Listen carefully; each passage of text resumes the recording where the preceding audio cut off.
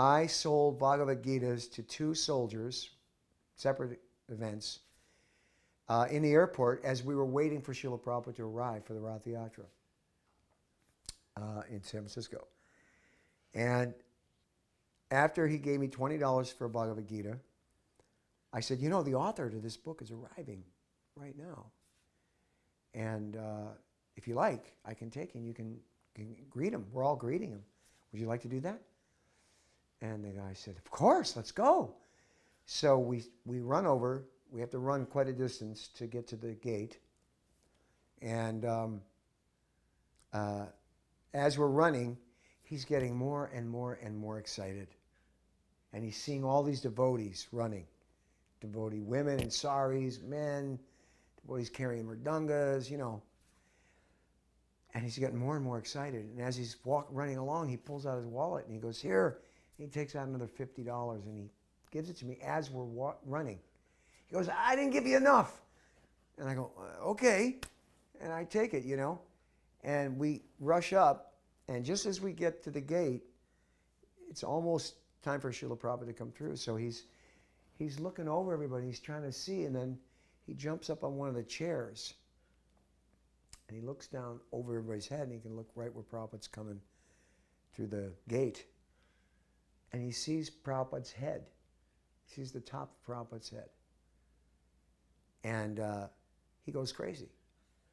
And he starts yelling, there he is, I see him, I see his head, I see his head. Now how does that happen, right? I see him, I see his head. So Prabhupada comes out, the devotees are all there, and the guy looks at me, and he says, well, what should I do? And I said, just do what everybody's doing, offer obeisances. So he jumps down on the floor, and his hat falls off, and somebody kicks it. And he pays no attention. He bows down his head. And then I rush over and I grab his hat because I didn't want to get stepped on. I grab his hat and I bring it back to him. And he is like a child. He's a soldier in uniform, carrying a big green rucksack. And he sees Srila Prabhupada and he gets swept up in this intoxication of momentary association with Srila Prabhupada. And after Prabhupada walked by us and went out, into the car, he was beside him. Said, did you see that? Did you see what happened? Did you see? That was incredible. That was amazing. Totally excited.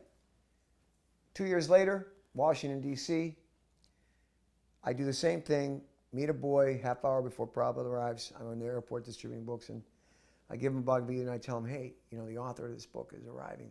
How would you like to greet him, right? And he goes, are you serious? And I go, yeah. And he goes, where? And I go, come on, let's go. We rush over to the TWA wing of the airport. And by this time, all the devotees had kind of set up 2 lines, right, for Prabhupada to come through. And they had thrown flowers. And the airport was a little upset because they had made a little bit of a mess with the flowers. But, devotees. So anyway, Prabhupada comes through the finger, this big cavernous, okay, and the TWA building in the D.C. airport was quite cavernous too. So the kirtan was really loud and resonant. And Prabhupada's walking, and he just looks, and you got this kind of bright light behind Prabhupada. And it was almost like Prabhupada was like a shadow, there was about 4 people or 5 people in that party walking through the finger. And Prabhupada's, coming.